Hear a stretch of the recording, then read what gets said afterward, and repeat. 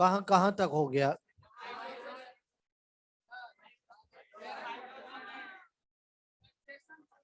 गजब गजब, बहुत बढ़िया।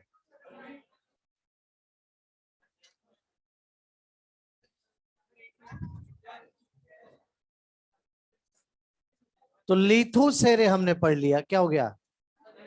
कोई दिक्कत नहीं बेटा, कुछ मत सोचो, पढ़ाई पे ध्यान दो आप।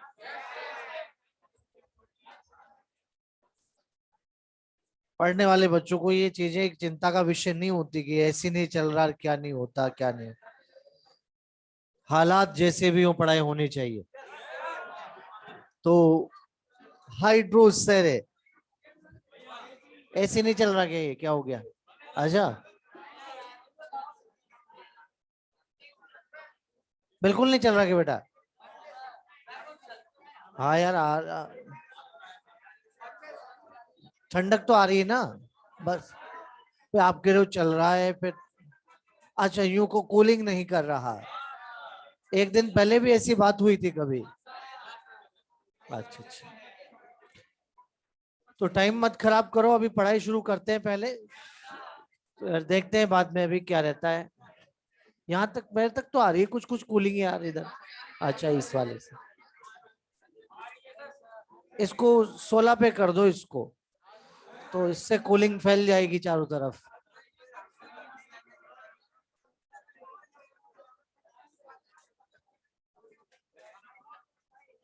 हाँ, इसको कम कर दो थोड़ा। बस ठीक है, मामला ठीक है। डायरेक्ट आती है बेटा इधर। हाँ। यार तुम्हारे क्या रहता है मामला है, कभी क्या और कभी क्या। ऐसे कैसे मार जाएंगे बेटा।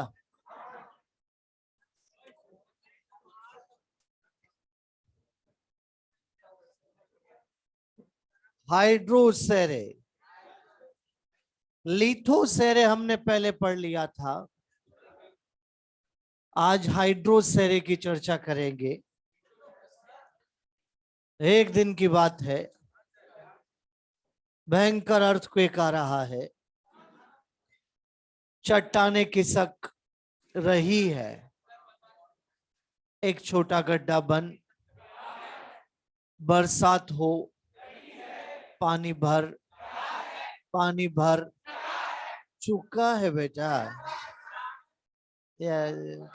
चुका बोला बेटा, तो जिसने चुका बोला ठीक बोला। तो अब पानी भर चुका है, बताइए क्या इस पानी की सरफेस पे पहले कभी कोई था?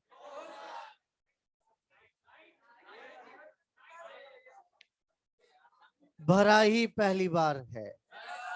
जो भी होगा सक्सेशन, गजब गजब, प्राइमरी सक्सेशन होगा। तो यहां पर हमने लिथोसेरे भी प्राइमरी पढ़ा, और आज हाइड्रोसेरे भी हम प्राइमरी ही पढ़ रहे हैं। चलो, यहां तो कुछ नहीं है, लेकिन आसपास की बायोटिक कम्युनिटी में तो कुछ होगा।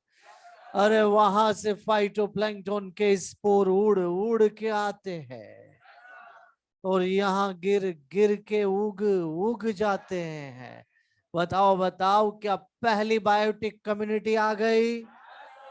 पहली बायोटिक कम्युनिटी फाइटोप्लैंक्टन, तो फिर आपको कहना पड़ेगा कि हाइड्रोसेरे का पायोनियर, लिथोसेरे का पायोनियर, क्रस्टोज लाइकेन। और जब ग्रो करेगा तो कुछ मरेगा भी तो।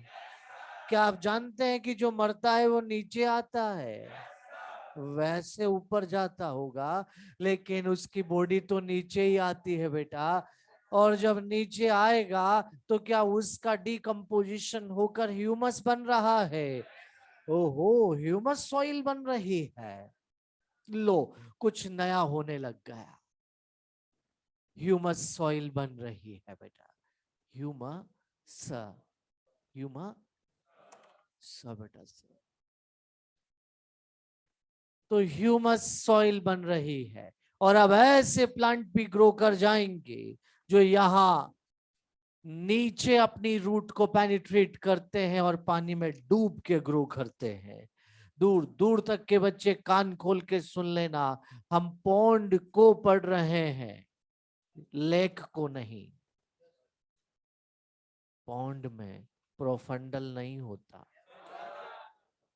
नीचे तक लाइट जा रही है। क्या ऐसे प्लांट को हम यहाँ पर रूटेड सबमर्ज के नाम से पुकारते हैं? यहाँ सब बच्चे समझ रहे हैं शेडेड एरिया, शेडेड एरिया क्या है? ह्यूमस, ह्यूमस बेटा सर। और अब जब सक्सेशन आगे बढ़ेगा तो ह्यूमस का अमाउंट कम होगा कि ज्यादा? गजब, अगर ऐसा हो रहा है तो ह्यूमस बढ़ रहा है, ह्यूमस बढ़ जाएगा बेटा। और अगर ऐसा है तो ये यहाँ ह्यूमस सॉइल, ह्यूमस। और अब ऐसे प्लांट की ग्रोथ भी शुरू हो चुकी है जो अपनी रूट को भले ही नीचे रखते हैं लेकिन पत्तियां वाटर की सरफेस पर होती है। क्या ऐसे प्लांट को आप यहाँ पर रूटेड फ्लोटिंग के नाम से पुकारते हैं? बेटा जब आगे की तरफ और जाएंगे तो ह्यूमस का अमाउंट कम होगा कि और ज्यादा? और जब ह्यूमस और बढ़ जाएगा तो क्या पानी का डिसॉल्व्ड मिनरल बढ़ जाएगा? जब पानी में डिसॉल्व्ड मिनरल बढ़ जाएगा तो ऐसे प्लांट भी ग्रो कर सकते हैं जो अपनी रूट को भले ही कहीं पेनिट्रेट ना करे, पानी का मिनरल एब्सॉर्ब कर ले। हाँ बेटा, तो यहाँ पर आप देख सकते हैं कि आप ऐसे प्लांट भी आएंगे। पहले पहले तो ह्यूमस को बढ़ाओ, ह्यूमस बेटा स। और अब ऐसे प्लांट भी यहाँ पर ग्रो करने लग जाएंगे जो रूट को कहीं पेनिट्रेट नहीं करते फिर भी ग्रो कर जाते हैं। क्या ऐसे प्लांट को आप फ्री फ्लोटिंग के नाम से पुकारते हैं? गजब हो गया। एक बात ऑब्जर्व कर रहे हैं आप, तालाब नीचे से तो भर ही रहा है और किनारों से सिकुड़ रहा है। नीचे से तो ह्यूमस से, पानी से तो पहले भरा था, ह्यूमस से, और किनारों से भी सिकुड़ के अंदर की तरफ जा रहा है। हम टुवर्ड्स मेजिक प्रोसीड कर रहे हैं, मेजोफाइट की तरफ जा रहे हैं। और अब तो पानी बहुत कम रह गया, पानी बहुत कम रह गया बेटा। और यहां अब आप देख सकते हैं कि नीचे पूरा दलदल ही दलदल है। ये दल पूरा दलदल है और ऊपर थोड़ा पानी यहाँ है।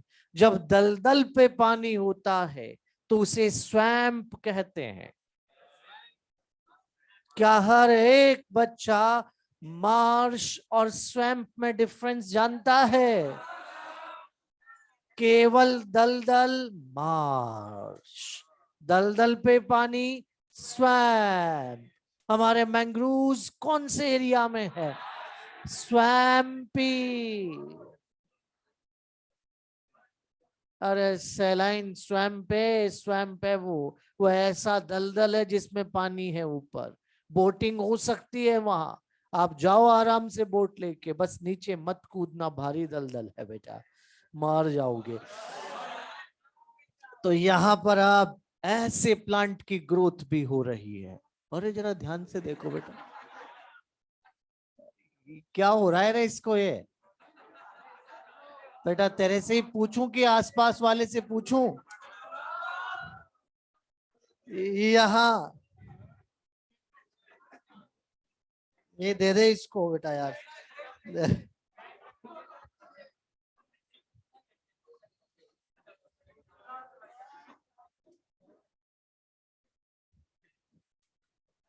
क्या ऐसे प्लांट यहाँ पर आ रहे हैं जो कि पानी से अब निकल कर बाहर आए हैं, चल के नहीं, ऐसे ऐसे ग्रो करके।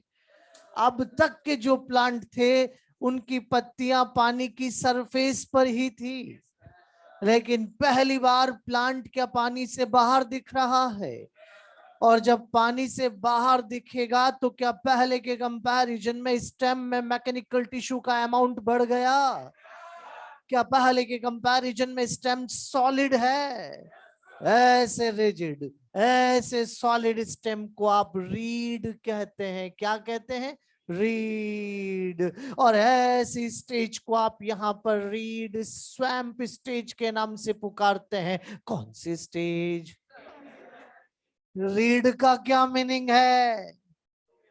रिजिड, सॉलिड, कंपैरेटिव सॉलिड हो रहा है। क्या पानी और हवा दोनों को टॉलरेट कर रहा है? इसलिए इसको आप एम्फीबियस स्टेज के नाम से भी पुकारते हैं बेटा। और जैसे ही अब आप आगे की तरफ जाएंगे तो अब केवल दलदल ही दलदल रह जाएगा, दल दल। और इस दलदल में छोटी छोटी श्रब्स आ रही है, छोटी श्रब। एक बात है, मतलब कसके ही कूटा है। छोटी श्रब्स यहाँ पर आ रही है जिन्हें मीडो कहा जाता है। क्या कहते हैं? मीडो। सेज भी कहते हैं, SEDGE, मीडो या सेज। इसीलिए तो इस स्टेज का नाम है मार्श मीडो। बस खिलवा लो इनको तो। और इसे हम सेज भी कहते हैं बेटा, SEDGE, सेज स्टेज के नाम से पुकारते हैं। और अब बड़ी कांटे वाली श्रब आ रही है जिसे स्क्रब कहा जाता है। बड़ी कांटे वाली है। और फाइनली ट्रीज, फॉरेस्ट बन रहा है। अरे बताओ भाई बताओ, क्या जब ट्रीज आ गए तो पानी ही पानी हो गया? सूखा पड़ गया? कौन सी कंडीशन? मैजिक में उगने वाला मेजोफाइट ही क्यों? क्या हर कोई वहीं जाना चाहता है? क्या हर कोई पहुंच जाता है? वहां वही जाता है जिस एनवायरमेंट बुलाता है। हर किसी के बस की बात नहीं है। तो यहाँ समझ जाइए बेटा, वहां वही जाएगा जिस एनवायरमेंट बुलाएगा। हाँ, नहीं चलेगा। तो ये सब आप यहाँ पर देख सकते हैं, phytoplankton, rooted submerge, rooted floating, free floating, reed, swamp, marsh, meadow, scrub और ट्री। ये सारी स्टेजेस यहाँ पर आ रही है। मैंने हर उस स्टेप को इंक्लूड किया है जिसके आने की पॉसिबिलिटी है, प्रोबेबिलिटी है। याद रखिए, हर हर हाइड्रोसीरे एज इट इज ये चलेगा जरूरी, लेकिन हम तो एक्सट्रीम सोच के चल रहे हैं कि क्या क्या हो सकता है। एनसीईआरटी पत्ता नंबर 251। हर एक बच्चा पहुंचेगा एनसीईआरटी बुक पर। कुछ बच्चे एनसीईआरटी नहीं भी लाए हैं, मैं उन बच्चों को कह देता हूं, तैयारी युद्ध की है और युद्ध के लिए हथियार जरूरी है बेटा। आपके एनसीईआरटी, आपका मॉड्यूल, आपकी नोटबुक आपके हथियार हैं। अगर वही आपके पास नहीं है तो कैसे जीतोगे रे लड़ाई यार?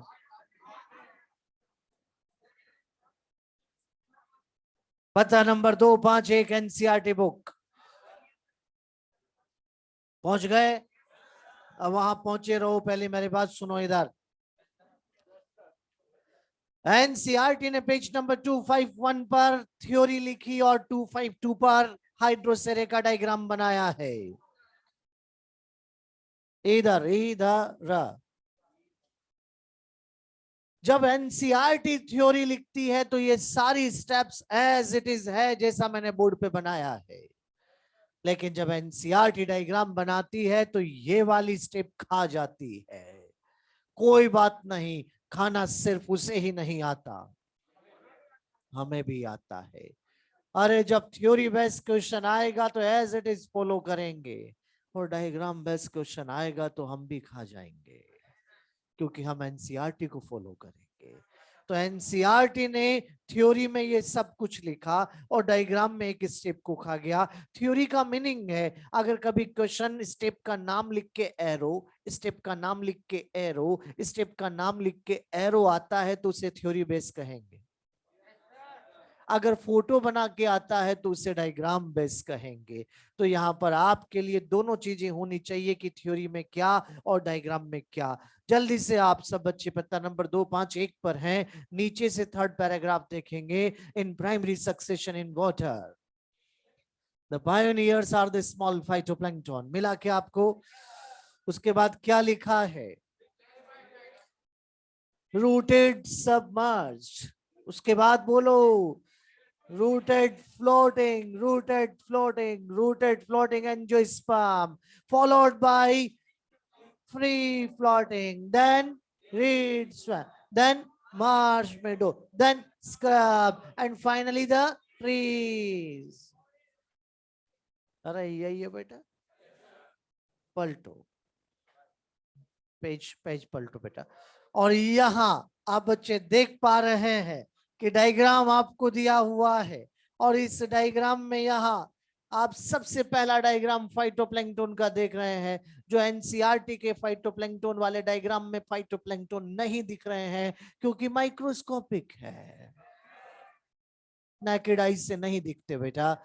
तो यहाँ आप माइक्रोस्कोप लगा के देखिएगा, मैंने तो आपको माइक्रोस्कोप लगा के बताया है, तो फाइटोप्लैंक्टन दिख रहे हैं। क्या नेक्स्ट स्टेप में वायरस, वो माइक्रोस्कोप लगा के दिखाता है जहां भी दिखाता है। थोड़ी समझदारी रख बेटा, बड़ा हो गया तू अब। यहाँ क्या दूसरी स्टेप में रूटेड सबमर्ज्ड है? अरे तीसरी देखो यार, सबमर्ज फ्री फ्लोटिंग, क्या खा गया? रूटेड फ्लोटिंग खा गया बेटा। फिर उसके बाद में यहाँ पर आप देख सकते हैं रीड स्वैम्प है, मार्श मिडो है, उसके बाद स्क्रब है, और फाइनली फॉरेस्ट है बेटा। यही है। क्या सब बच्चे अपने अपने एनसीईआरटी के डायग्राम में पहला डायग्राम फाइटोप्लैंक्टन का देख पा रहे हैं? क्या उस डायग्राम के नीचे से स्मॉल ए लिखा हुआ है? क्लास में ऐसा कौन बच्चा है जिसके एनसीईआरटी में फाइटोप्लैंक्टन के डायग्राम के नीचे ऐसा स्मॉल ए नहीं लिखा? नहीं लिखा, उसके एनसीईआरटी पुरानी है बेटा। तो बेटा आपकी पुरानी है, और जिन जिन बच्चों के पास पुरानी एनसीईआरटी है उसमें करेक्शन है। इनफैक्ट अभी जो पैराग्राफ में पढ़ रहा था वो भी एज इट इज नहीं होगा मैं आपके पास जो मैं पढ़ रहा था, तो उसको आप चिंता मत करो, नहीं बदलना। ऐसे थोड़ी बहुत गलतियां होती है तो बदलते नहीं बेटा, ठीक करते हैं। क्योंकि आपने पहले से उसमें बहुत कुछ वर्क किया हुआ है, आपने जेनेटिक्स में उसमें बहुत कुछ लिखा हुआ है, आपने पहले भी जो टॉपिक्स पढ़े हैं उसमें लिखा है। अगर ऐसा है तो जहां जहां गलती है मैं बताऊंगा बेटा, ठीक आप करेंगे। समझ रहे हैं आप? तो वो जो पैराग्राफ, अरे यार तुम करते क्या हो रहे?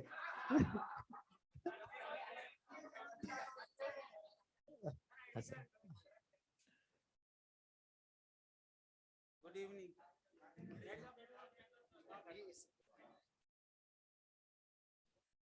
केबीपीवाई का जो एग्जाम देंगे वो कितने स्टूडेंट है आप में से?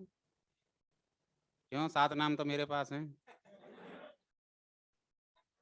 ठीक है, नहीं आए, चलो ठीक है। तो आप लोगों के लिए कोई भी डाउट हो ऑर्गेनिक केमिस्ट्री और मैथ्स में, ये सिर्फ उनके लिए है जो केबीपीवाई का एग्जाम देंगे 22 मई को, ठीक है ना?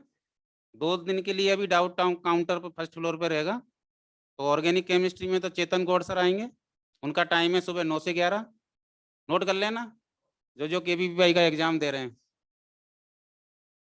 ऑर्गेनिक केमिस्ट्री के लिए चेतन गौड़ सर 9 to 11 मॉर्निंग में, और मैथ्स के लिए हैं सच्चिदानंद शुक्ला सर, उनका टाइम रहेगा सुबह 10 से 11:30 AM, समुन्नत फर्स्ट फ्लोर पर, ठीक है? अभी 2 दिन के लिए है, फिर स्टूडेंट अगर उनको लगेगा कि भाई इनको प्रॉब्लम वास्तव में ही है और आ रहे हैं डाउट पूछने, तो फिर उसको आगे कंटिन्यू कर देंगे। फिर अभी 2 दिन के लिए, फ्राइडे और Saturday. Samunnat first floor. Organic chemistry के लिए 9 to 11 मॉर्निंग में, और मैथ्स के लिए 10 to 11:30 AM। क्लियर है? ओनली ऑन केवल और केवल KVPY के स्टूडेंट्स के लिए, ठीक है? Thank you sir.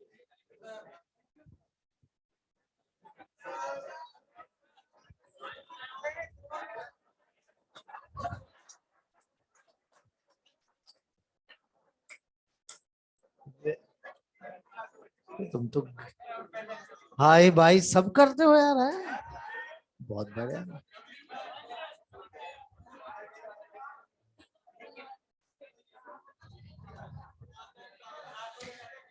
तो जिन बच्चों के पास एनसीईआरटी में, मैंने कहा पुरानी एनसीईआरटी है, वहां ये पैराग्राफ, सिर्फ यही पैराग्राफ चेंज है बेटा जो मैंने पढ़ा, बाकी सब एज इट इज है, चिंता मत करना। और यहाँ ये डायग्राम वैसा ही है जैसा वहां है, सिर्फ वही जो फर्क था मैंने आपको बता दिया। अब आगे भी जहां गलती होगी मैं बोलूंगा, चिंता की कोई बात नहीं। चलिए एग्जाम्पल देखते हैं। फाइटोप्लैंक्टन के एग्जाम्पल में क्या मैं यहां पर डायटम लिख दूं बेटा? ब्लू ग्रीन एल्गी लिख दूं बेटा? क्या ब्लू ग्रीन एल्गी एल्गी है? क्या है ये? चुप हो जाओ। आज के बाद कोई भी बच्चा मना नहीं करेगा कि ब्लू ग्रीन एल्गी एल्गी नहीं है। जब नाम में एल्गी है तो एल्गी क्यों नहीं है? अरे रुको रे यार, ठंड रखो। आरएच विटेकर ने जब मोनेरा किंगडम बनाया था तो उसके लिए क्या एल्गी फंजाई प्लांट एनिमल को देखा था? प्रोकैरियोटिक सेल को देखा था। ब्लू ग्रीन एल्गी एल्गी है, लेकिन सेल प्रोकैरियोटिक है, इसलिए मोनेरा है। क्या ब्लू ग्रीन एल्गी एल्गी है?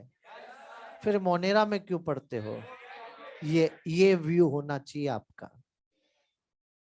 आपकी सोच ब्रॉड होनी चाहिए। मैं मानता हूं कि आरएच विटेकर बहुत अच्छे हैं, लेकिन इतने भी नहीं कि आपको हर जगह वही दिखे। आपको वाइड सोचना है, 2 किंगडम से सोचना शुरू करना है, 6 किंगडम तक, कार्ल वूज तक आपको सोचना है। हाँ, वेटेज की बात आएगी तो हम विटेकर को देंगे। जब आप एनसीईआरटी बुक पढ़ते हैं तो एक बार स्पाइरुलिना को एल्गी लिखा है, और वही एनसीईआरटी आगे चलकर यह भी कहती है कि ब्लू ग्रीन एल्गी नो मोर एल्गा। अब ये एल्गी नहीं है, वो बात विटेकर के अकॉर्डिंग लिखी है। तो बेटा याद रखो, आपको यही कहना है, एक्टिनोमाइसिटीज नाम सुना क्या? फंजाई है लेकिन सेल प्रोकैरियोटिक है, इसलिए मोनेरा है। मोनेरा में वो आता है जिसके पास सेल प्रोकैरियोटिक होती है।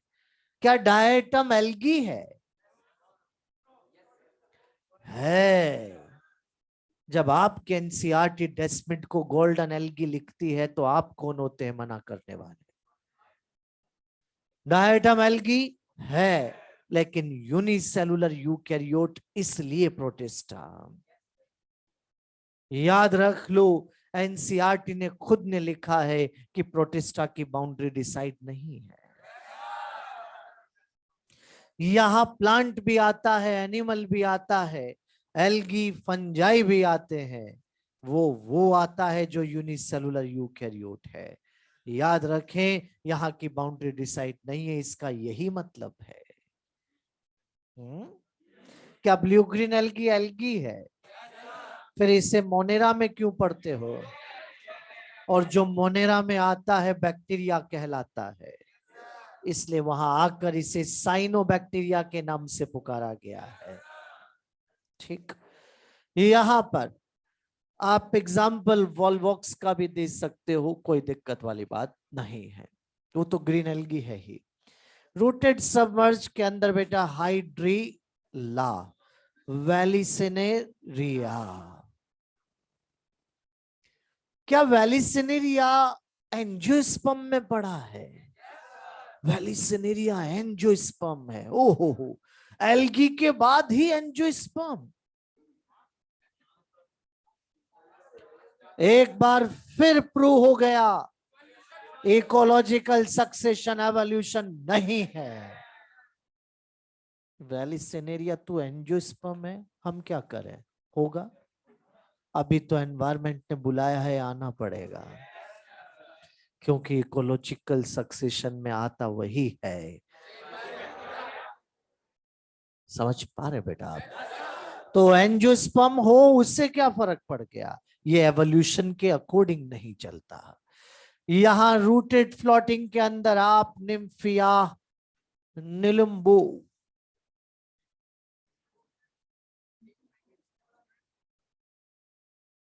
लोटस को कहते बेटा। फ्री फ्लोटिंग के अंदर आइकोर्निया, पिस्टिया, लेमना, ऐसे एग्जाम्पल आते हैं बेटा। यहां रीड स्वैम के अंदर रैननकूलस, सेजिटेरिया, स्कीरपस, ऐसे एग्जाम्पल है। और मार्श मिडो के अंदर आप एक ही एग्जाम्पल लिख लीजिएगा, कैरेक्स। स्क्रब के अंदर एक ही एग्जाम्पल लिख लीजिएगा, लेंटाना। और यहां ओक, जिसका बॉटनिकल नेम है क्वेरकस सुबेर।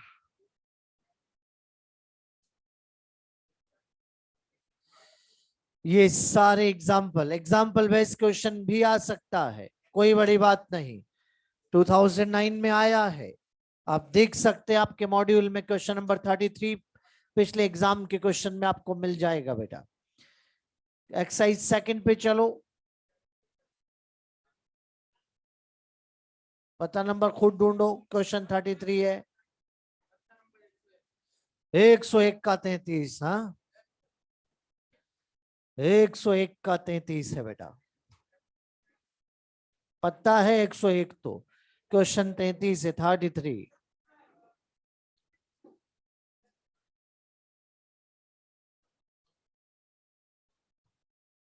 कुछ बच्चों ने दिमाग लगा लिया कि ओक एक में ही पीछे है, लेकिन ये दिमाग हर जगह लगेगा जरूरी नहीं है। एग्जाम्पल आपको पढ़ लेने हैं और सारे एक साथ ये रटे, ऐसा जरूरी नहीं है। हम सोच सोच के ही 10 दिन निकाल देते हैं कि यार इतने सारे कैसे याद करूंगा। अगर पहले दिन से ही दो दो याद करने लग जाएं तो 10 दिन में पूरे हो जाए। याद करने का तरीका, हमारी सोच, हमारी वर्किंग स्टाइल अच्छी होनी चाहिए। चेप लें जल्दी, तुरंत हो गया, जल्दी बेटा। बातें नहीं, कुसर पुसर कोई नहीं करेगा, कॉन्सेंट्रेट रहो क्लास टाइम में बेटा। Yes, CAREX,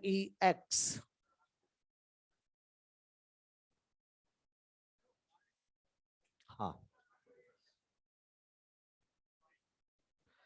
CAREX।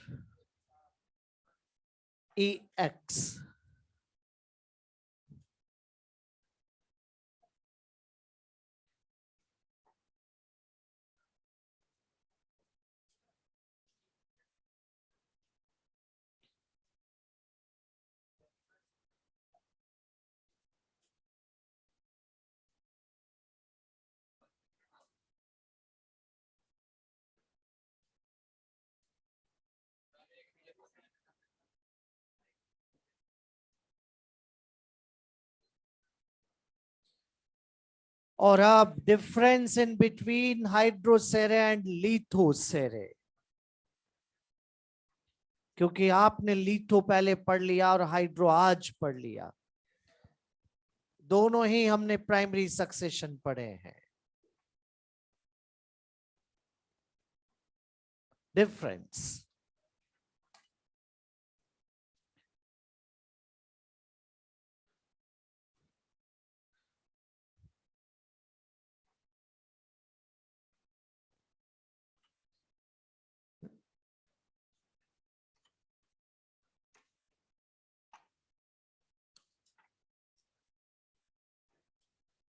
इस तरफ आपको लिथोसेरे लिखना है और इस तरफ आपको हाइड्रोसेरे लिखना है।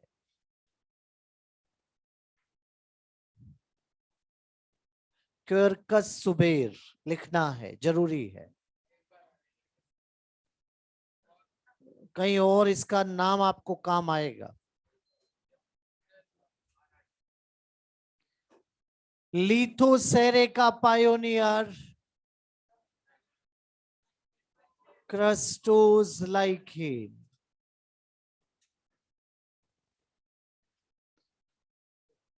हाइड्रोसेरे का पायोनियर फाइटोप्लैंक्टन।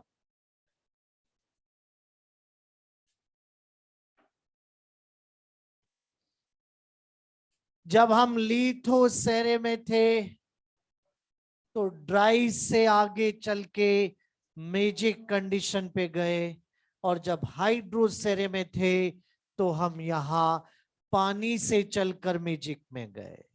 अरे सीधी बात है, चाहे जीरार्च चाहे हाइड्रार्च, जाना तो मीडियम वाटर कंडीशन पर ही है। क्वेश्चन भी आ चुका है ऐसा, चाहे जीरार्च चाहे हाइड्रार्च कहां प्रोसीड होगा? मेजिक को मीडियम वाटर कंडीशन कहते हैं। अभी कौन से पत्ते पे थे आप? 101। वहीं पर आप आसपास देखो, आपने क्वेश्चन नहीं 101 पे थे आप, तो आप चलो 104 पे। क्वेश्चन 73 देखो, 73 74 104 पे चलो बेटा, देखें 105 पे है।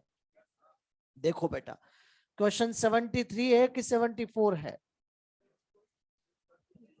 दोनों ही नहीं है। 68 सबसे ऊपर देखो, इधर सबसे ऊपर देख, both जीरार्च and hydrarch. Question 68 second बेटा, मीडियम वाटर कंडीशन। जो जो क्लास में क्वेश्चन हो रहे हैं उन पे टिक मार्क लगाएंगे आप, क्योंकि जो बच्चे लापरवाह हैं वो बाद में मुझे पता लग जाएगा, जैसे इकोलॉजी खत्म होने की तरफ जाएगी इन्हीं क्वेश्चंस में उनको कंफ्यूजन आएगा बाद में। फिर मैं यही कहूंगा उस टाइम पर कि ये क्लास में हो चुका है।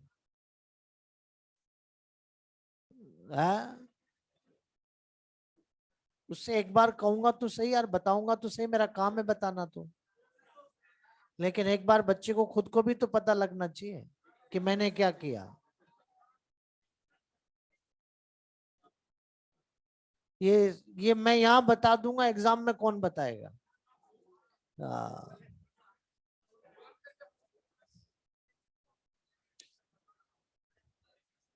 फिर वहां बहुत अच्छा सोचते रहना।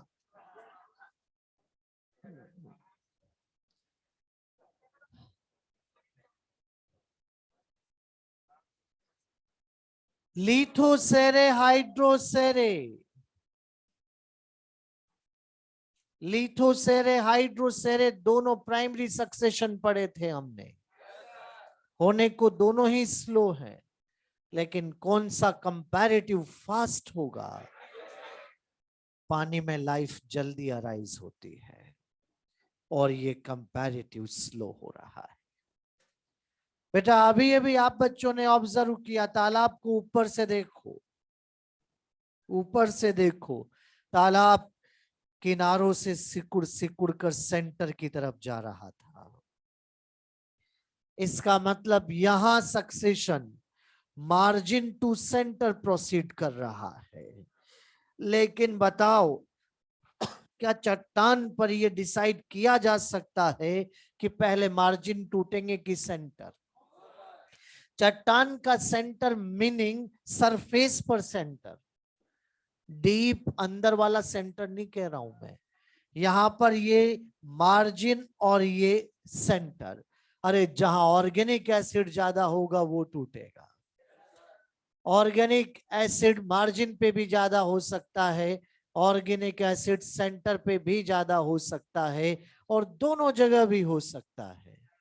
इसका मतलब मार्जिन सेंटर दोनों जगह पर सक्सेशन प्रोसीड कर सकता है।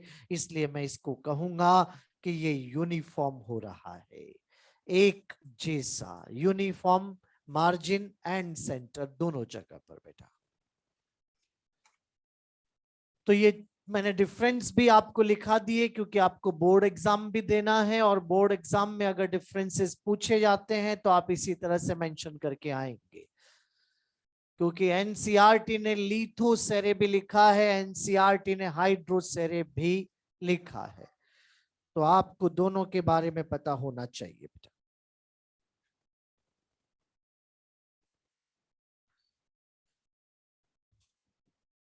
तो ये सक्सेशन कंप्लीट हो गया आज। अब आज आपका घर पे काम है, अगर पढ़ लिया तब भी दोबारा पेज नंबर 250, 251, 252 एनसीईआरटी बुक से पढ़ना ही है।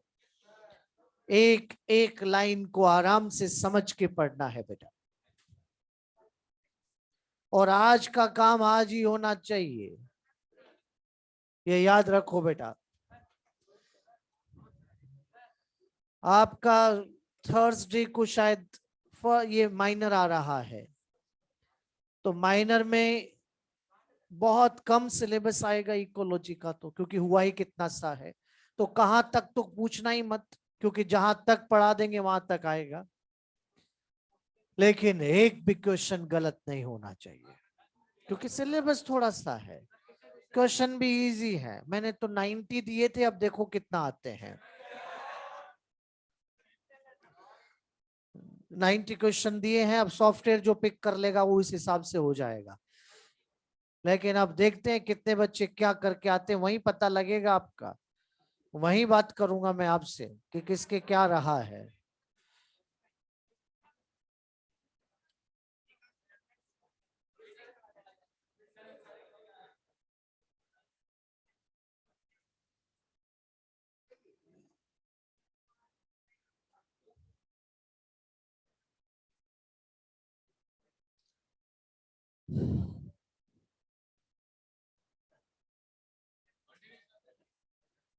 सक्सेशन कंप्लीट, और अब आगे बोर्ड पे देखेंगे। इकोलॉजिकल ऑर्डर में हमने सबसे पहले ऑर्गेनिज्म को पढ़ा, पॉपुलेशन को पढ़ा। पॉपुलेशन के अंदर बेटा आप लोगों ने सिस्टर लोकल और मेटा को पढ़ा, एंडेमिक की स्टोन क्रिटिकल लिंक को पढ़ा, बायोटिक कम्युनिटी के स्ट्रक्चरल कैरेक्टर पढ़े जिसमें डाइवर्सिटी, डोमिनेंस, स्ट्रेटिफिकेशन, फिजियोग्नोमी आया।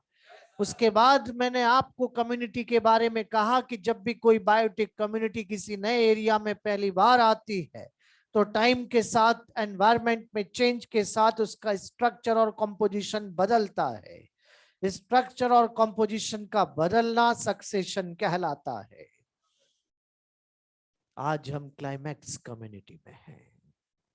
क्लाइमैक्स कम्युनिटी की डाइवर्सिटी कम है कि ज्यादा?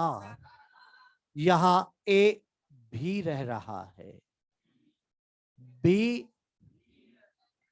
सी, हमने आपकी बात नहीं की, डी। बेटा यहां अगर ऐसा है तो सब रह रहे हैं और कुछ रह रही हैं। बेटा जब सारी स्पीसीज एक साथ रहती हैं, जब सारी स्पीसीज एक साथ रहती है, तो क्या ये भी आपस में एक दूसरे से इंटरैक्ट करती है? इस तरह के इंटरैक्शन को आप यहां पर स्पीसीज या फिर पॉपुलेशन इंटरैक्शन के नाम से पुकारते हैं। कौन सा इंटरैक्शन? नया टॉपिक मिल गया, क्या पढ़ना है अब? स्पीसीज या फिर पॉपुलेशन इंटरैक्शन पढ़ना है। जब सारी स्पीसीज एक दूसरे के साथ रहती है तो वो भी आपस में एक दूसरे से इंटरैक्ट करती है बेटा, और इसी इंटरैक्शन को आप स्पीसीज इंटरैक्शन या पॉपुलेशन इंटरैक्शन के नाम से पुकारेंगे। याद रखो, इस इंटरैक्शन में क्या क्या हो सकता है वो सारी बातें हम आपसे करेंगे।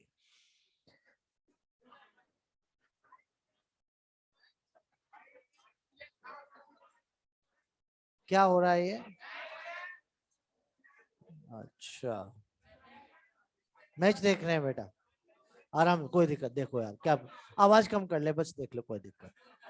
पास वाले बच्चे को डिस्टर्ब मत करना, बाकी कोई दिक्कत नहीं, देखो बेटा, अरे कोई दिक्कत नहीं, देखने दे यार, तो मैच देखने ही तो आया है, क्या दिक्कत है उसमें, आराम से, कोई बस डिस्टर्ब मत करो क्लास को, बाकी कुछ भी करो बेटा।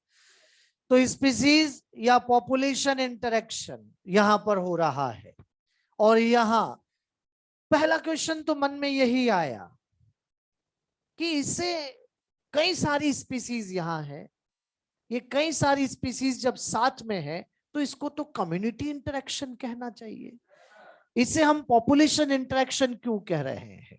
इसका सीधा जवाब है, कम्युनिटी इंटरेक्शन का मतलब है जब एक कम्युनिटी दूसरी कम्युनिटी से इंटरेक्ट करे, उसे कम्युनिटी इंटरेक्शन कहेंगे। लेकिन यहां तो एक पॉपुलेशन दूसरी पॉपुलेशन से इंटरेक्ट कर रही है, तो इसे तो पॉपुलेशन इंटरेक्शन कहा जाएगा। तो याद रखो बेटा, ये कम्युनिटी कम्युनिटी का नहीं, पॉपुलेशन पॉपुलेशन का इंटरेक्शन है, इसलिए यहां हम इसे पॉपुलेशन इंटरेक्शन कहेंगे।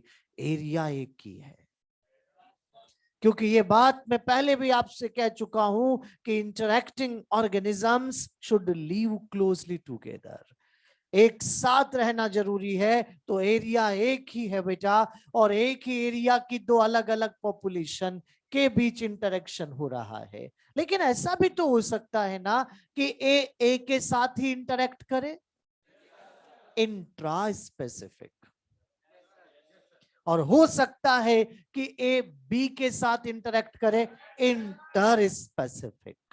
तो ए का इंटरेक्शन इंट्रा, और ए और बी का इंटरेक्शन इंटर। इसका मतलब पॉपुलेशन इंटरेक्शन दो तरह से डिवाइड होता है, एक तो इंट्रा स्पेसिफिक इंटरेक्शन हो रहा है, और एक इंटर स्पेसिफिक इंटरेक्शन हो रहा है। इंटर स्पेसिफिक इंटरेक्शन में ए और बी के बीच में इंटरेक्शन है, और इंट्रा स्पेसिफिक इंटरेक्शन में ए और ए में ही इंटरेक्शन यहां पर हो रहा है, या बी और बी में ही इंटरेक्शन है।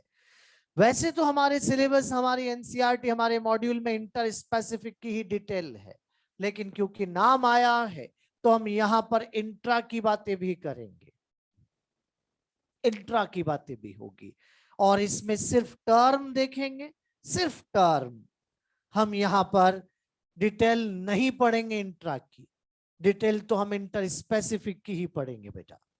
याद रखें, इंट्रा स्पेसिफिक के अंदर यहां एक ही स्पीसीज का इंटरेक्शन है, और एक ही स्पीसीज के इंडिविजुअल जब एक दूसरे के कांटेक्ट में होते हैं तो एक दूसरे का फायदा भी करते हैं और नुकसान भी करते हैं।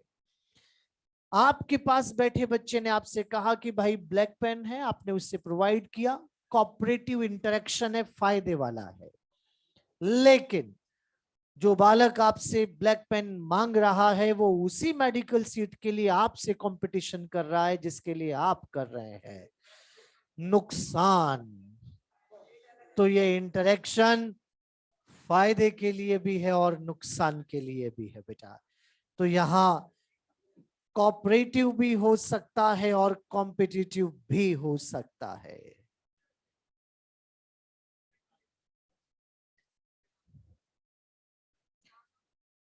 कोऑपरेटिव इंटरेक्शन को आज मैं आपके सामने पॉजिटिव कहूंगा, और कॉम्पिटिटिव को मैं नेगेटिव इंटरेक्शन के नाम से पुकारूंगा। यहां चलिए देखते हैं फायदे में क्या क्या हो सकता है। कोऑपरेटिव इंटरेक्शन के लिए पहली टर्म हम एग्रीगेशन यूज कर रहे हैं, एग्रीगेशन,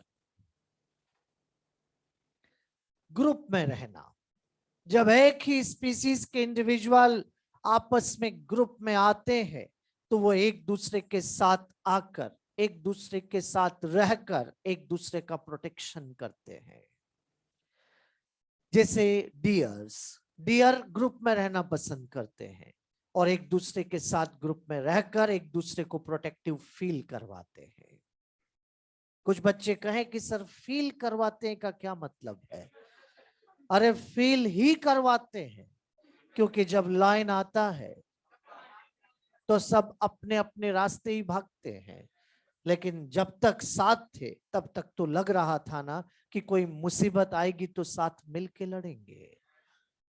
वो अलग बात है कि मुसीबत कुछ ऐसी आ गई, लेकिन इस तरह से एक दूसरे के साथ रहकर एक दूसरे को प्रोटेक्टिव फील करवाना भी एक बड़ी बात है बेटा।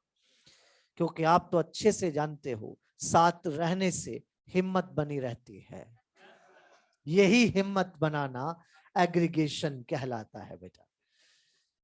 यहां पर दूसरा आता है matting behaviour.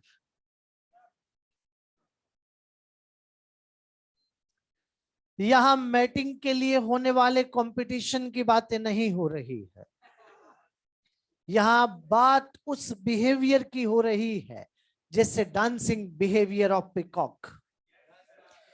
Mail peacock dance कर रहा है, उसका किसी से कोई कंपटीशन नहीं, जो भी फीमेल अट्रैक्ट हो उसकी तरफ आए, मैटिंग होगी, नए इंडिविजुअल आएंगे, स्पीसीज का सर्वाइवल बढ़ेगा। ये स्पीसीज के सर्वाइवल को बढ़ाने के लिए हो रहा है, ये याद रख लेंगे आप। मैटिंग बिहेवियर स्पीसीज का सर्वाइवल इंक्रीज करने के लिए है, कोऑपरेटिव है, क्योंकि स्पीसीज का फायदा है। आप एक बात कान खोल के सुन लें, आप स्पीसीज इंटरेक्शन पढ़ रहे हैं, इंडिविजुअल इंटरेक्शन नहीं। कुछ भी हो, स्पीसीज का फायदा हो रहा है तो उसे कोऑपरेटिव कहा जाएगा, तो स्पीसीज के फायदे में काम है। नेक्स्ट आता है यहां पर कम्युनिकेशन। कम्युनिकेशन के पहले ये भी देख लो, आपने एक एनिमल का नाम सुना, सिकाडा? बेटा झिंगुर कहते हैं। ये विस्लिंग करता है और इसकी विस्लिंग से इसकी फीमेल इसकी तरफ अट्रैक्ट हो जाती है। बिल्कुल ऐसा ही है जैसे आपकी क्लास में झिंगुर। तो यहां पर देखो आ रही है ना आवाज झिंगुर के। तो यहाँ यार मतलब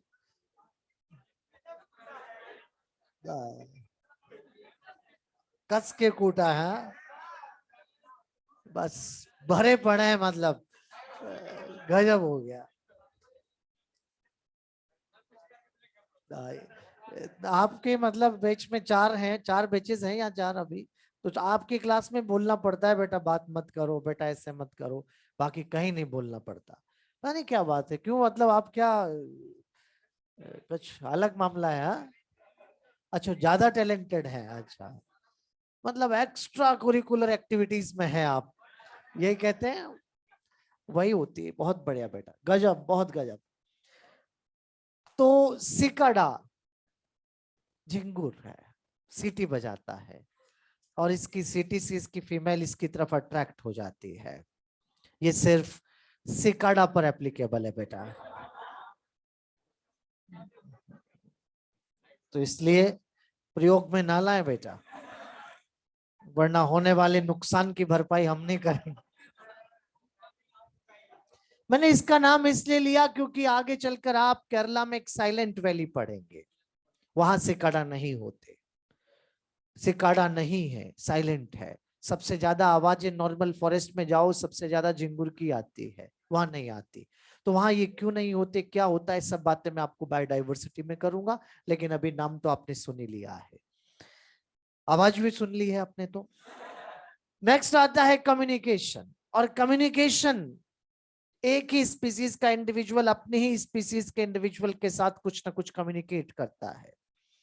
कम्युनिकेशन बोल के भी होता है और इशारों में भी होता है। सबसे पहले इशारों में होने वाले कम्युनिकेशन का एग्जांपल दूं तो हनी बी, इंडिविजुअल, किसी एक इंडिविजुअल को फूड मिल गया तो आकर दूसरों के सामने नाचने लगता है, उसके डांसिंग स्टाइल से समझ जाते हैं कि जाना किधर है। राउंड राउंड डांस हो रहा है कि जिग जैग डांस हो रहा है, ये आप पढ़ चुके हैं बेटा।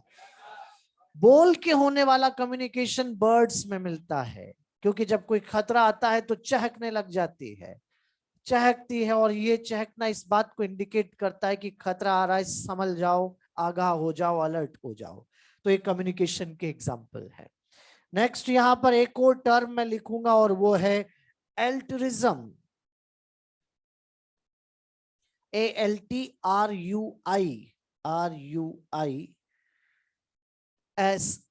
एल्ट्रिज्म, ये एक तरह का सैक्रिफिशियल बिहेवियर है। एक स्पीसीज का इंडिविजुअल अपनी ही स्पीसीज के इंडिविजुअल के लिए कुछ त्याग, बलिदान, सैक्रिफाइस करता है। आप बच्चे कहेंगे कि सर जल्दी एग्जाम्पल बताओ, ये आज के जमाने में ये क्या मामला है। एग्जाम्पल यहां मैं लेमिंग्स का दूंगा। लेमिंग्स टुंड्रा में मिलने वाले छोटे रोडेंट है बेटा। रोडेंट मतलब चूहे जैसे। टुंड्रा का नाम लिया, स्नो ही स्नो है, बर्फ से ढका इलाका है, वहां पर खाना तो वैसे ही कम है। जब इनकी कॉलोनी में इनके ऑर्गेनिज्म, इंडिविजुअल के नंबर बढ़ने लग जाते हैं तो खाना और कम पड़ जाता है। ऐसे समय में कॉलोनी के सारे बूढ़े, ओल्ड एज वाले मिलके डिसाइड करते हैं कि भाई हमने तो दुनिया देख ली, अगर हम भी यहां रहे तो हम भी खाएंगे, और खाएंगे तो खाना और कम पड़ेगा, नए इंडिविजुअल का सर्वाइवल मुश्किल में होगा, हमें यहां से चलना चाहिए। तो कॉलोनी के सारे बूढ़े कॉलोनी छोड़कर मास सुसाइड कर लेते हैं। बेटा संभालो अपने आप को। कोई बालक नहीं कहेगा कि कहां से कूद के मरे, जहर किसने ला के दिया। अरे ना कूद के मरे ना जहर खा के मरे, मास स्टारवेशन, भूखे मर जाते हैं। इस लेवल का सैक्रिफाइस कहीं मिलता है? ऐसा मिलता है लेमिंग्स में बेटा, मिलता है अपने ही स्पीसीज के लिए। आप हनी बी का एग्जांपल दीजिए, हनी बी के वर्कर्स, अरे क्या मिलता है रे बेचारों को यार, जिंदगी भर ला ला के दूसरों को खिलाते हैं यार, और उससे ज्यादा खिलाते हैं जो उधर बैठी होती है। रॉयल जेली खिलाई जा रही है, निस्वार्थ भाव से सेवा चल रही है, मतलब अपना कुछ नहीं, दूसरों की सेवा में ही जिंदगी लगा रखी है। कटप्पा है ना बेटा, अपना कुछ नहीं देखा, बस दूसरों की सेवा में जिंदगी लगा दी। यही है यहाँ पर एल्ट्रिज्म, जिसमें अपने ही स्पीसीज के लिए सैक्रिफाइस किया जा रहा है, त्याग किया जा रहा है, उस एल्ट्रिज्म कहते हैं। आप यहाँ पर टर्माइट्स का एग्जाम्पल भी दे सकते हैं। दीमक, वहां भी वही डिवीजन ऑफ लेबर है, वर्कर होते हैं, वो भी इसी तरह से ला ला के खिलाते हैं बेटा। तो ये है यहाँ एल्ट्रिज्म होगा। हाँ चींटियों में भी है। ह्यूमन में आप देख लो यार, आप एग्जाम्पल बनना चाहो तो बन सकते हो।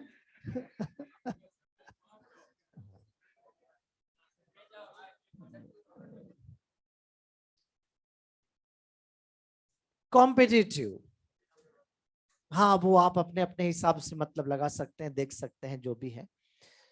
कॉम्पिटिटिव के अंदर तो हर बात का ही झगड़ा है, स्पीसीज सेम है तो झगड़ा तो होगा ही यार, क्योंकि वहां पर हर बात की जरूरत एक है, तो झगड़ा तो आना ही है। पहले एक बात बताओ,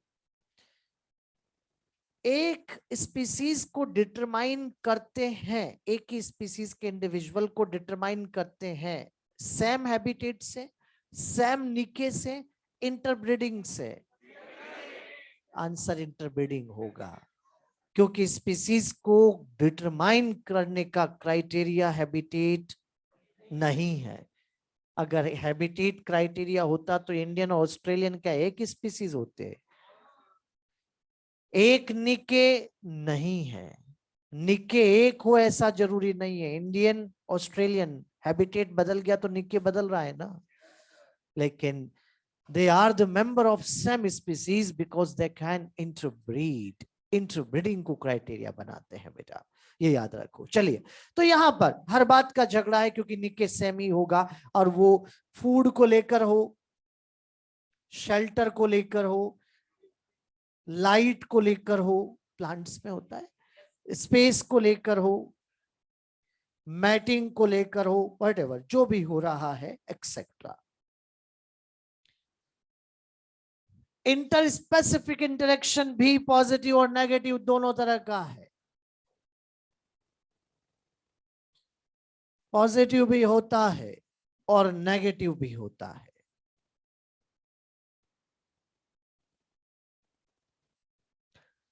जब दो अलग अलग स्पीसीज के इंडिविजुअल एक दूसरे के कांटेक्ट में हैं तो एक दूसरे का फायदा भी करते हैं और नुकसान भी करते हैं। पहले फायदे में हम यहां पर म्यूचुअलिज्म पढ़ेंगे। ए और बी दोनों के बीच mutualism, positive positive both are benefited, दोनों का फायदा होगा। दूसरा बेटा हम यहां कॉमेंसलिज्म पढ़ेंगे। पॉजिटिव जीरो टाइप का रिलेशन है, एक का फायदा, एक का ना नुकसान ना फायदा, जीरो लिखा है। यहां मैं आपको तीसरा प्रोटोकॉपरेशन, प्रोटोकॉपरेशन भी पॉजिटिव पॉजिटिव टाइप का रिलेशन है, बोथ आर बेनिफिटेड। म्यूचुअलिज्म भी पॉजिटिव पॉजिटिव, प्रोटोकॉपरेशन भी पॉजिटिव पॉजिटिव, तो दोनों में डिफरेंस। म्यूचुअलिज्म ऐसा रिलेशन है जहां जिन दो इंडिविजुअल के बीच आपस में म्यूचुअलिज्म है उनका साथ होना जरूरी है। ए और बी के बीच म्यूचुअलिज्म है, ए कहता है कि बी होना ही चाहिए, बी कहता है कि ए होना ही चाहिए। ऑब्लिगेटरी रिलेशन है, ऑब्लिगेटरी है। लेकिन प्रोटोकॉपरेशन फैकल्टेटिव है। ए और बी आज दोनों साथ, दोनों को फायदा। कल क्या कहा, बी नहीं आना चाहता, मत आ, कोई और आएगा, जो आएगा उसे फायदा होगा। ये तो रिलेशन ही ऐसा बेटा जहां पर जब तक साथ हैं दोनों को फायदा, नहीं कोई बात नहीं, तू नहीं कोई। लेकिन म्यूचुअलिज्म में तो तू ही तू है। बात समझ पा रहे हैं आप? क्वेश्चन आ रहा है भाई, जल्दी आंसर कीजिएगा। हमारे पास एक एरिया है जहां पर ए बी सी तीन स्पीसीज रह रही है। A1, A2, A3 A के member, B1, B2, B3 B के member, C1, C2, C3 C के मेंबर। आज की बात है A1 और B1 साथ, दोनों को फायदा। कल ये क्या हुआ, A1 और B2 साथ फिर भी फायदा। ये म्यूचुअलिज्म या प्रोटोकॉपरेशन? म्यूचुअलिज्म। स्पीसीज नहीं बदली है, और मैं आपसे कह चुका हूं कि आप इंडिविजुअल नहीं स्पीसीज इंटरेक्शन पढ़ रहे हो। अगर मैं आपसे कहता कि A1 B1 साथ फायदा, A1 C1 साथ फिर भी फायदा, प्रोटोकॉपरेशन हो जाता। अरे मान लो रे ये कोई प्लांट है और ये कोई पॉलिनेटर इंसेक्ट है, बी स्पीसीज। तो इस सीजन में इस साल B1 पॉलिनेशन के लिए आया है, क्या अगले साल भी वही आएगा? पता नहीं कहां मर मुरा गया होगा, लेकिन उसी स्पीसीज का इंडिविजुअल आएगा। म्यूचुअलिज्म स्पीसीज स्पेसिफिक है, ये ध्यान रखना है बेटा। तो क्या अब मैं आप बच्चों से ऐसा कह दूं बेटा, कह दूं म्यूचुअलिज्म दो तरह की होती है। म्यूचुअलिज्म दो तरह की होती है, ऑब्लिगेटरी और फैकल्टेटिव। अरे जो फैकल्टेटिव म्यूचुअलिज्म है वही प्रोटोकॉपरेशन है।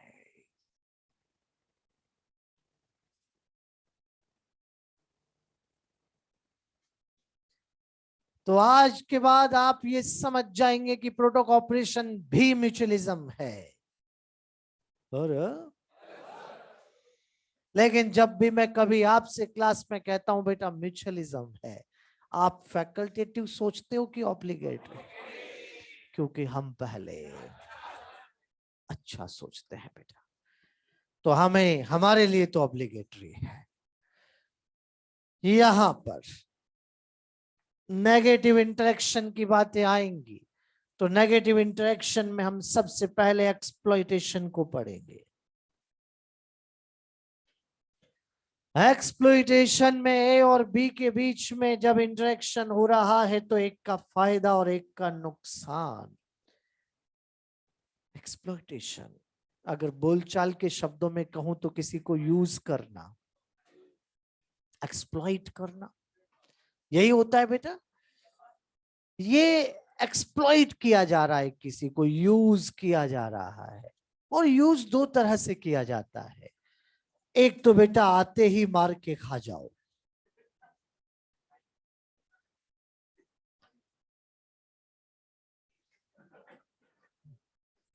और एक धीरे धीरे तड़पा तड़पा के मारो, पैरासिटिज्म है। तो क्या हम ऐसा कह दें कि प्रीडेशन और पैरासिटिज्म दोनों ही पॉजिटिव नेगेटिव टाइप के रिलेशन है? प्रीडेशन में प्रीडेटर का फायदा और प्रे का नुकसान। प्रीडेटर ने प्रे को यूज किया है, पैरासाइट ने होस्ट को यूज किया है। पैरासाइट का फायदा और होस्ट का नुकसान। तो क्या एक्सप्लॉइटेशन को हम ऐसे डिफाइन कर दे कि एक्सप्लॉइटेशन ऐसा रिलेशन है जहां एक स्पीसीज अपने फायदे के लिए दूसरी स्पीसीज को डायरेक्ट या इनडायरेक्ट किल करती है? कुछ बालक कहेंगे सर ये इनडायरेक्ट कैसे किल करते हैं? चाहता नहीं है कि वो उसे किल कर दे। कौन पैरासाइट चाहेगा कि अपने होस्ट को किल कर दे? फिर खुद कहां रहेगा? अरे लेकिन चाहता नहीं है कि वो उसे किल करे, लेकिन उसने उसे इतना यूज किया, एक्सप्लॉइट किया कि बेचारा होस्ट कमजोर होके मर जाए। उसे कहते हैं हम इनडायरेक्ट किल करना, क्योंकि वो चाहता नहीं है किल करना। दूसरा आता है एमेंसलिज्म। बहुत इंटरेस्टिंग पार्ट है सारा का सारा, लेकिन ये तब इंटरेस्टिंग है जब आप मेरे साथ साथ चले, मेरे साथ साथ सोचें। आपको दिमाग लगाने का मौका लगता है, लेकिन बाद में आप पढ़ने के बाद अपना दिमाग लगाएं।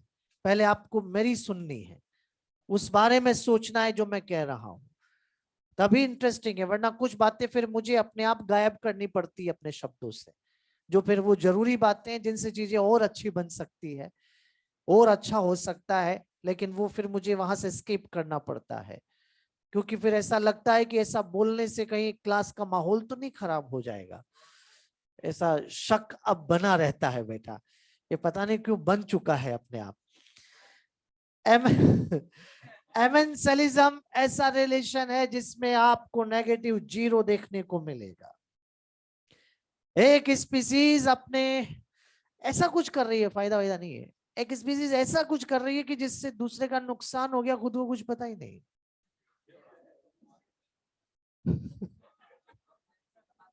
आप कैसे, ऐसा क्या कर दिया, कैसे? चलो, एंटीबायोटिक नाम सुना आपने? ऐसे केमिकल है एंटीबायोटिक जो एक स्पीसीज सिक्रीट करती है और दूसरे का इनहिबिशन होता है। वो केमिकल दूसरी स्पीसीज को इनहिबिट करते हैं, किल करते हैं।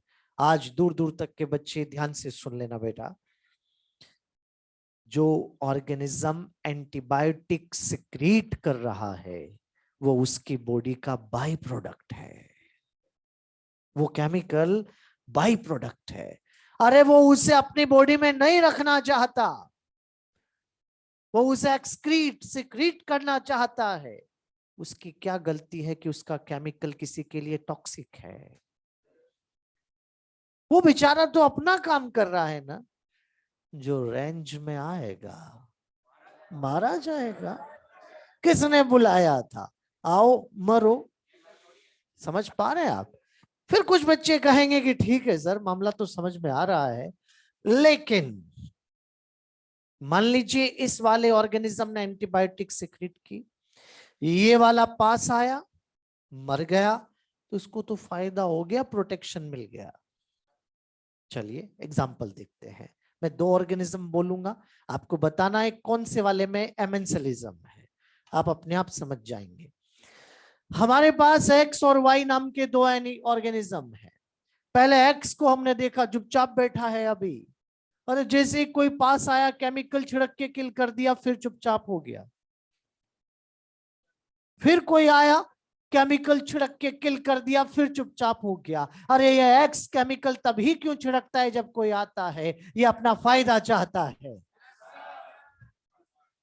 वाई को देखो रे, चाहे कोई दूसरा ऑर्गेनिज्म हो या ना हो, बॉडी से जो बाई प्रोडक्ट है वो लगातार बाहर आ रहा है, जो रेंज में आएगा। समझ पा रहे हैं आप? एक्स और वाई में कहा है एमेंसलिज्म? जानबूझ के नहीं किया जाता, हो जाता है, इसे एमेंसलिज्म कहते हैं बेटा। यहाँ कोई उद्देश्य, कोई मोटिव नहीं है किसी को नुकसान पहुंचाने का। इस काम के लिए केमिकल एक्सक्रीट किया ही नहीं है, वो अलग बात है कि उसका केमिकल किसी के लिए टॉक्सिक हो तो उसकी कोई गलती नहीं है बेटा। ये एमेंसलिज्म है, ये केमिकल का रिलेशन है। लास्ट आता है कंपटीशन, और कंपटीशन हम नेगेटिव नेगेटिव कहेंगे, दोनों का नुकसान, चाहे कम चाहे ज्यादा, नुकसान दोनों का होगा। कंपटीशन नेगेटिव नेगेटिव टाइप का रिलेशन है। एक बच्चे ने मेरे से कहा कि सर आप कह रहे हो कि कंपटीशन नेगेटिव नेगेटिव है, लेकिन उसने क्वेश्चन पूछा कि 2 बच्चे मेडिकल एग्जाम की तैयारी कर रहे हैं, कंपटीशन, एक का सिलेक्शन हो गया और एक का नहीं हुआ, तो जिसका हो गया उसको तो फायदा, जिसका नहीं हुआ उससे नुकसान। तो ये तो पॉजिटिव नेगेटिव होना चाहिए। आप इसे इंट्रा हो कुछ भी हो, कंपटीशन इंट्रा भी होता है, कंपटीशन इंटर भी होता है। फिर बच्चे ने कहा कि एक का फायदा हुआ एक का नुकसान हुआ, तो इसको तो पॉजिटिव नेगेटिव कहो, आप नेगेटिव नेगेटिव क्यों कह रहे हो?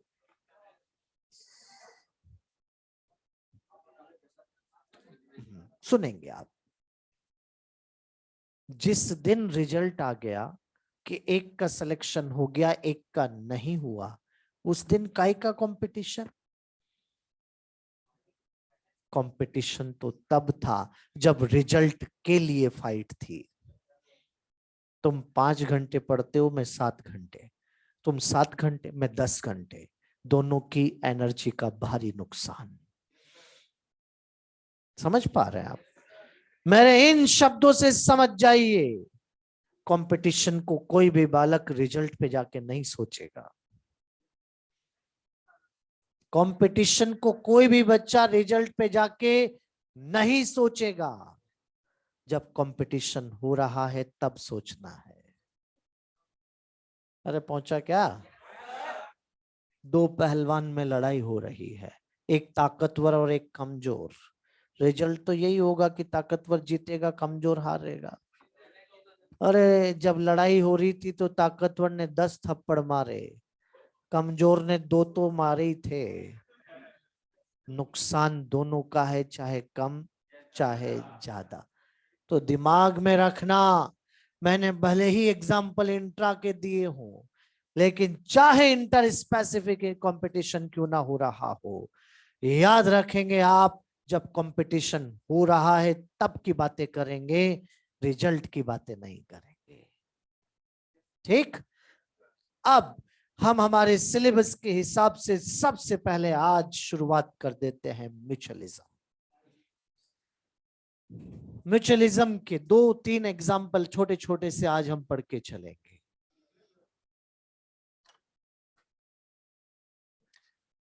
हाँ बेटा, खींच ले बेटा, खींच।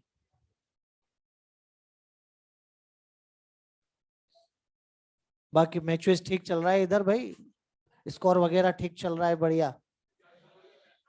हाँ बता देना इनको भाई यार, अपडेट करते रहना सबको, क्योंकि ये तो इधर तो पढ़ रहे हैं, इनको ध्यान नहीं है, तू अपडेट करते रहना बेटा।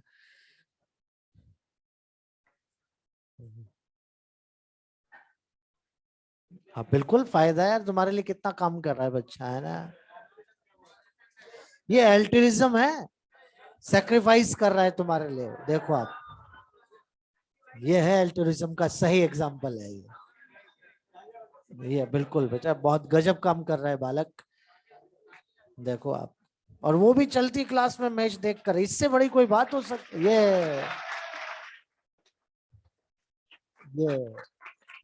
इसी तरह से उत्साहित करते रहे बच्चों को आप। हाँ कि बेटा कल फिर और देखना, आईपीएल पूरा होना चाहिए। हाँ कल खत्म हो जाएगा क्या? तो कौन इसको अपडेट करो दोबारा, ये कौन कह रहा था? उससे मिलना बेटा उधर, वो समझाएगा तुझे कब कौन सा मैच है। यार ये मतलब बच्चों को पता ही नहीं है कुछ भी यार। हाँ, हाँ।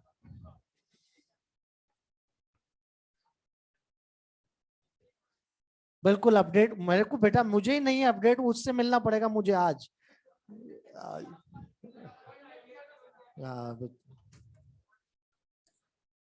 चलिए तो सबसे पहले हम पॉजिटिव इंटरेक्शन की बातें करते हैं और शुरुआत कर देते हैं आज म्यूचुअलिज्म से। म्यूचुअलिज्म यहां ऑब्लिगेटरी म्यूचुअलिज्म है, उसी को हम पहले पढ़ रहे हैं। इसे सिम्बायोसिस के नाम से भी पुकारा जाता है। बिल्कुल बेटा, म्यूचुअलिज्म में इंटर ही लिखा है मैंने, दो अलग अलग स्पीसीज के मेंबर हैं। मैंने आपसे पहले ही कह दिया हमारे सिलेबस में इंट्रा की डिटेल नहीं है, जो भी डिटेल है इंटर की है। और मैं आप बच्चों से कह देता हूं कि आज हमने एनसीईआरटी का पेज नंबर 232 शुरू किया है। हाँ बेटा 232। एनसीईआरटी में हम ऐसे होते रहेंगे, लेकिन मॉड्यूल में सीक्वेंस से चल रहे हैं। ठीक, अब सुनेंगे इधर पहले। म्यूचुअलिज्म के टोटल 6 एग्जाम्पल हमारे पास हैं, उनकी 2 कैटेगरी बनेगी।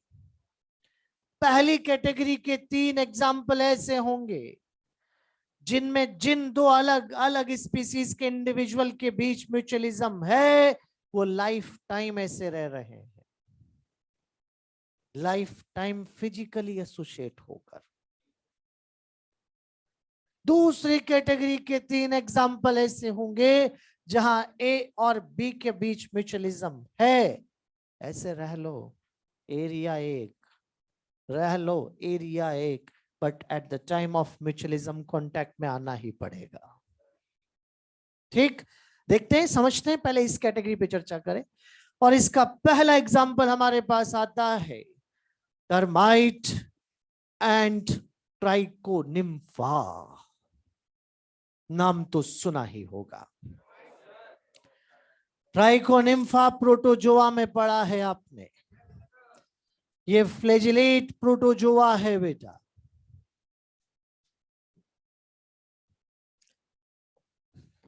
मैं डायग्राम बनाऊंगा, आप सब बच्चे देखते रहें, डायग्राम को समझो बेटा, उस पर ज्यादा डिटेल मतलब ऐसे मत सोचो, उसकी भावनाओं को समझो। मान लीजिए ये रही टर्माइट और इसकी इंटेस्टाइन, इसके गट में रह रहा है ट्राइकोनिम्फा, फ्लैजिलेट इसलिए ऐसा बनाया। आप तो जानते हैं ना कि जब टर्माइट कुछ भी खाती है, चाहे ये खाए, चाहे ये खाए, चाहे ये खाए, अरे सेलुलोज तो खाएगी ही सही, खा तो जाती है, पचा नहीं पाती। पचाने के लिए ट्राइकोनिम्फा सेलुलेज एंजाइम सिक्रीट करता है और इसके इस सिक्रीशन से सेलुलोज डाइजेशन हो रहा है। ऐसा करने से ट्राइकोनिम्फा को फूड मिल जाता है और इसका सेलुलोज डाइजेस्ट हो जाता है। Both are benefited, positive interaction है। ट्राइकोनिम्फा को फूड मिला, शेल्टर तो मिला ही है। दोनों का फायदा। चलो एक काम करते हैं यार, ट्राइकोनिम्फा को यहां से हटा के देखते हैं, क्योंकि असली बात, असली इंपॉर्टेंस तभी क्लियर होता है जब वो चला जाता है। जब हमने इसको यहां से हटाया तो सेलुलोज खाएगी, पचा। सेलुलोज या तो एक्यूमुलेट या पूरी ही एक्सक्रीट हो जाएगी। एनर्जी कहां से लाएगी? मर जाएगी। उसको भी कोई रखने वाला नहीं है। ट्राइकोनिम्फा कौन रखेगा रे उसे? कौन खाना देगा? मर जाएगा। कहा ना आपसे, साथ हैं तो जिंदा हैं, अलग कर दिए तो। यही रिलेशन म्यूचुअलिज्म है बेटा। देखो बच्चे के दिल तक बात गई है पीछे, कुछ भावुक हो गया, कुछ याद आया उसे। तो यहाँ टर्माइट ट्राइकोनिम्फा रिलेशन वही है बेटा जिसमें साथ होना जरूरी है, ऑब्लिगेटरी रिलेशन है, ये याद रखेंगे आप। अब कुछ क्वेश्चन, वैसे तो म्यूचुअलिज्म होगी, कुछ क्वेश्चन ऐसे जो बच्चे हमसे आके पूछ लेते हैं, वो आपके मन में भी आ सकते हैं क्योंकि आप भी बच्चे ही हैं। आप लोग पूछते हैं कि सर ठीक है, इस टर्माइट के इंटेस्टाइन, इसके गट में ट्राइकोनिम्फा रह रहा है, लेकिन इस टर्माइट के नए बच्चों के इंटेस्टाइन में कैसे जाएगा? सुनेंगे। ट्राइकोनिम्फा इसकी इंटेस्टाइन में रह रहा है, इसके गट में रह रहा है, तो वहीं अपने एग और स्पोर ले करेगा। जब मम्मी टर्माइट कुछ एक्सक्रीट करती है तो उसके साथ वो एग और स्पोर भी बाहर आते हैं। टर्माइट के नए बच्चे अपनी मम्मी का एक्सक्रीशन खाते हैं।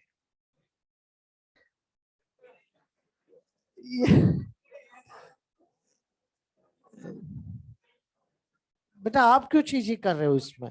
आप अपने आप को मत सोचो वहां।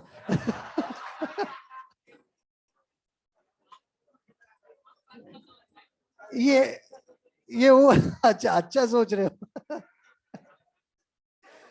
अरे ये उस टाइम का स्पेशल एक्सक्रीशन है जिसमें पचा पचाया सेलुलोज है। ये उस टाइप का एक्सक्रीशन नहीं है बेटा। पचा पचाया सेलुलोज है तो उसके साथ साथ क्या वो एग और स्पोर भी खा जाएंगे? अरे अब दोनों साथ साथ बड़े होंगे, टर्माइट का बच्चा, ट्राइकोनिम्फा का बच्चा। जब दोनों बड़े हो गए तो कुछ भी खाओ रे, क्या दिक्कत है? कुछ बालक तो ये भी कह देते हैं कि जब इससे सेलुलोज पचती नहीं है तो खाती क्यों है? बात तो सही है यार, कोई चीज पचे नहीं तो खाओ क्यों? लेकिन आप ये नहीं कहेंगे क्योंकि आप जानते हैं कि ये नेचुरल सिलेक्शन का पार्ट है। जिस दिन टर्माइट सेलुलोज खाना बंद कर देगी, उस दिन ट्राइकोनिम्फा नाम की स्पीसीज के अस्तित्व पर खतरा आ जाएगा। जब जरूरत ही नहीं है तो कौन रखेगा उसे? जबरदस्ती रहेगा, पैरासाइट कहलाएगा। और कुछ बालक ये कहेंगे कि सर इसने एवोल्यूशनरी सीक्वेंस में सेलुलोज के अलावा कुछ और खाना क्यों नहीं सीखा? मैंने मना नहीं किया इसको, सीख करो एवोल्यूशन। हमने मना किया है क्या? सीखो, कुछ और खाना सीखो। जिस दिन तुम कुछ और खाने लग जाओगी, हम तुम्हें यहाँ पढ़ना बंद कर देंगे। अब तक तो वही पढ़ेंगे ना जो हो रहा है। तो तुम सेलुलोज खाओ, तुम पचाओ और दोनों मस्त रहो भाई। तो चलिए आज एक एग्जाम्पल हो गया, बाकी के एग्जाम्पल की चर्चा अगले एपिसोड में। आज के लिए इतना ही, ठीक है? यस, बैठे रहो, अभी 1 मिनट बैठे रहो, बैग पैक करो। हाँ, ट्राइकोनिम्फा के ऊपर मैंने ये कहते हुए लिखा है कि सेलुलोज डाइजेस्ट करते हुए इसको फूड मिल गया और इसका सेलुलोज डाइजेस्ट हो गया। थैंक यू बेटा, थैंक यू बेटा। आपको समझ में आ गया अब ऑनलाइन बच्चे की मैंने किस तरह से यहाँ बताया कि कैसे हुआ?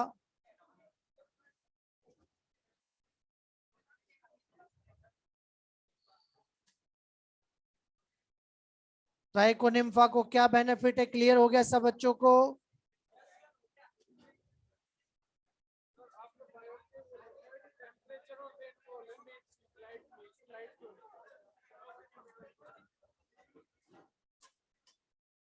Thank you.